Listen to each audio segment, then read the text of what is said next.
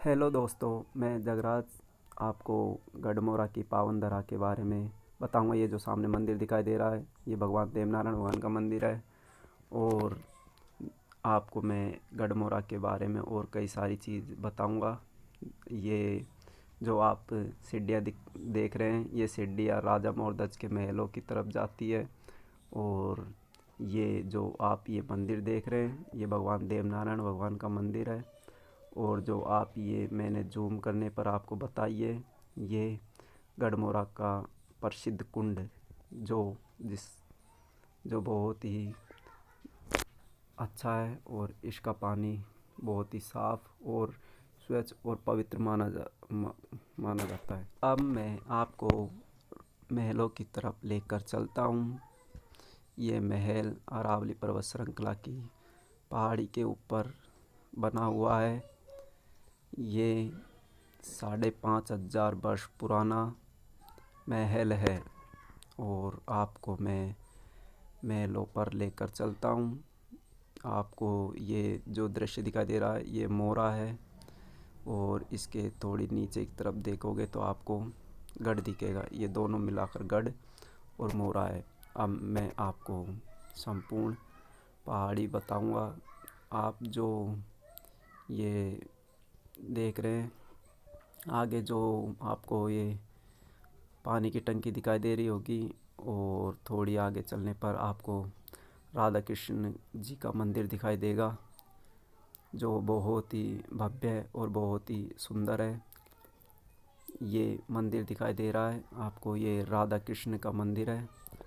और ये मंदिर बहुत ही सुंदर और देखने लायक है। आप इसे देखेंगे तो आपका मन भी बहुत ज़्यादा अच्छा महसूस करेगा। और तो मैं आपको इस मंदिर में लेकर चल रहा हूँ, जो राधे गोविंद जी का मंदिर है। ये मंदिर इस मंदिर के अंदर भगवान श्री कृष्ण और राधा जी की मूर्ति स्थापित है।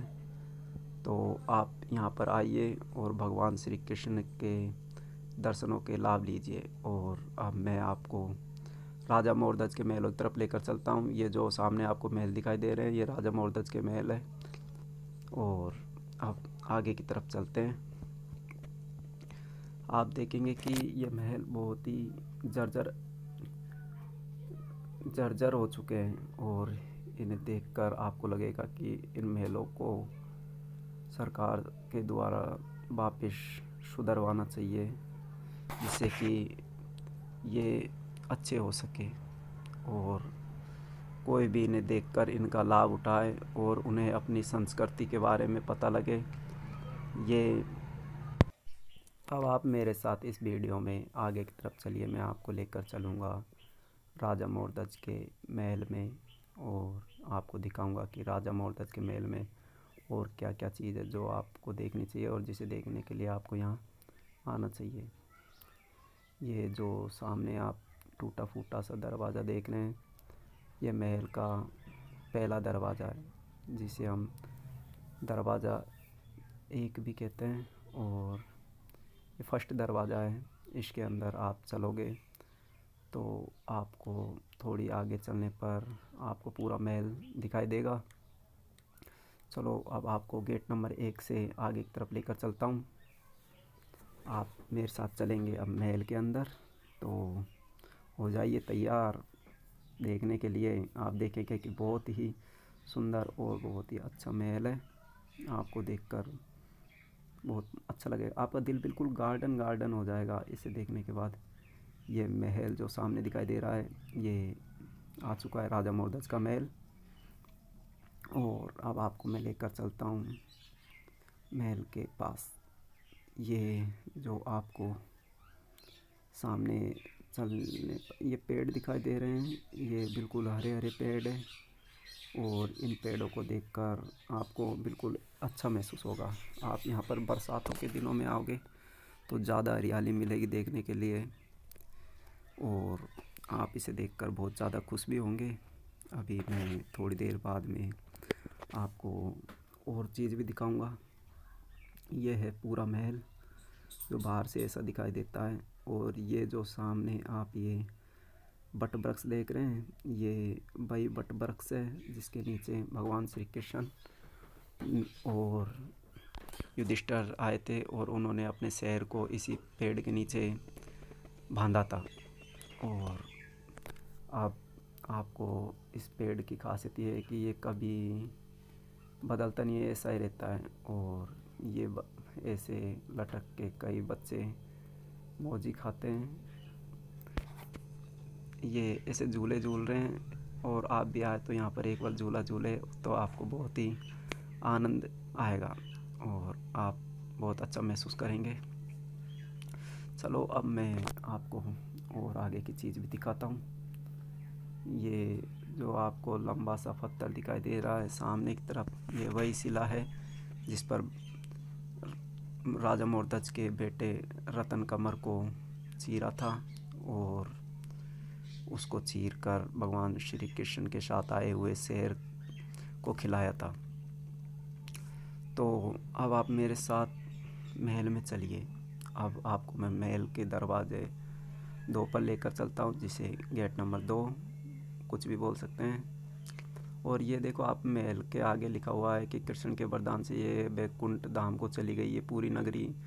और ये त्याग और बलिदान के महान राजा थे और जो सच्चे बलिदान की मूर्ति थे भगवान श्री राजा मोरध्वज। और हम गेट नंबर 2 के अंदर आ चुके हैं। अब आप अंदर मेरे साथ चलिए, तो आपको और भी कई सारी चीज़ दिखाऊंगा। आप यहाँ पर ये जो सामने आपको दिखाई दे रहा है, थोड़ी आगे चलने पर आप, ये महल बिल्कुल जर्जर और बहुत ज़्यादा खंडर हो चुका है। इसकी देख रेख नहीं रहने के कारण ये बिल्कुल ऐसा खंडर दिखाई देता है। और ये गेट नंबर 3 है। ये गेट नंबर 3 के आप अंदर चलोगे तो आप ये दाईं तरफ देखोगे कि ये एक छोटा सा कमरा सा बना हुआ है। ये कमरा देखने में बहुत ही ज़्यादा डरावना, और यहाँ पर किसी लोगों ने बहुत ज़्यादा खड्डे कर दिए हैं। तो आप ये खड्डे देखेंगे तो बहुत ज़्यादा गहरे हुए हैं और ये मिट्टी निकाली गई है इनमें से। और अब महल के अंदर आ चुके हैं हम, और अब आप देखेंगे कि महल बिल्कुल जर्जर हो चुका है और बहुत ज़्यादा जर्जर अवस्था में। और अब मैं महल के आपको दूसरी मंजिल पर लेकर चलता हूँ। ये महल ऐसे देखने में 2 मंजिल का दिखाई देता है, लेकिन हो सकता है कि ये नीचे दबा हुआ हो और जो ये जर्जर होने के कारण हमें इसके कई और सारे कमरे नहीं दिखाई देते हो, क्योंकि महल इतने छोटे तो नहीं होते, महल देखने में बहुत ज़्यादा बड़े होते हैं। और ये राजा के महल ऐसे बहुत ही सुंदर होते थे, लेकिन आप देखेंगे कि ये 5,500 वर्ष पुराना होने के बाद भी ये वैसे की वैसे ही है, ऐसे ज़्यादा जर्जर नहीं हुआ है। लेकिन ये सरकार की देख रेख में इसे और ज़्यादा सुधारा जा सकता है। अब आप यहाँ से पूरे महल का दृश्य देख सकते हैं। आप, ये महल है जो आप देखकर बहुत ज़्यादा प्रसन्न होंगे। ये दूर दूर तक आपको दिखाई दे रहा है। ये दूर दूर तक ऐसे लगता है यहाँ पर छोटे छोटे घर बने हुए थे, जो अब वो भी खंडर हो चुके हैं। ये आपको पहाड़ों पर चढ़ने के बाद ये बहुत ही ज़्यादा सुंदर और अच्छा दिखाई देगा यदि आप इस पहाड़ पर आकर इस महल को देखेंगे। ये महल के ऊपर दूसरी मंजिल है, और जो वैसे तो अंदर से सही है, लेकिन इस पर गंदगी हो चुकी है। और ये खिड़कियाँ बनी हुई हैं उस टाइम की, राजा के महल के टाइम की। और अब आप देखेंगे कि ये जो आपको कमरा दिखाई दे रहा है, इसमें रतन कमर को चीर कर एक उसकी फाड़ यहाँ पर इस कमरे में डाली गई थी। और ये अंधेरा है इस कमरे में, इसलिए आपको साफ नहीं दिखाई दे रहा है, लेकिन आप देखेंगे यहाँ से पूरा गढ़मोरा दिखाई देता है। पहाड़ों के चारों तरफ का दृश्य बहुत ही सुंदर और बहुत ही ज़्यादा मन को मोहने वाला दिखाई दे रहा है। और आपको यहाँ पर कई सारे मंदिर है, जो आप मेरी वीडियो को लाइक शेयर और कमेंट्स करोगे तो मैं आपको आने वाली अगली वीडियो में इन सब मंदिरों के बारे में दिखाऊंगा। इसलिए वीडियो देखने के लिए बहुत बहुत धन्यवाद। और अब मैं आपको बाद में कभी और वीडियो डालकर दिखाऊंगा।